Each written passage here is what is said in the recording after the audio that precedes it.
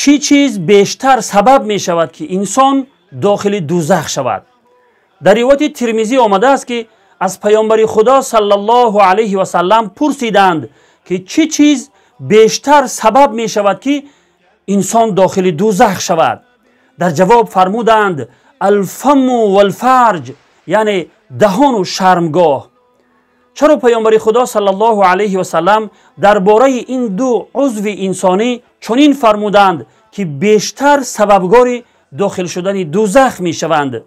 زیرا با این دو عضو گناهان زیاد انجام می شوند، از قبیل کفرگویی، غیبت، دروغ، تهمت، دشنام و حقارت‌های فحش، گواهی دادن بر دروغ، زنا، لواطه و دیگر گناهان کبیره.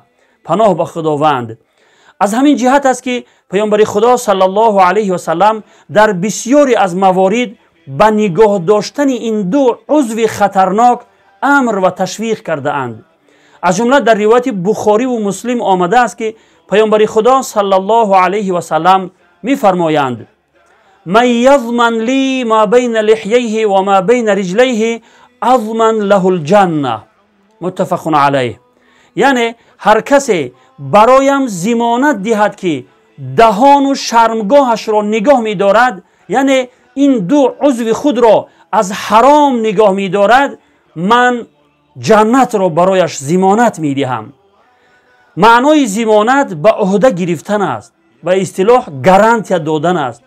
واقعا این بشارت بزرگی است برای ما و شما. پس آیا آماده هستید که من بعد دهان و شرمگاه خود را نگاه دارید؟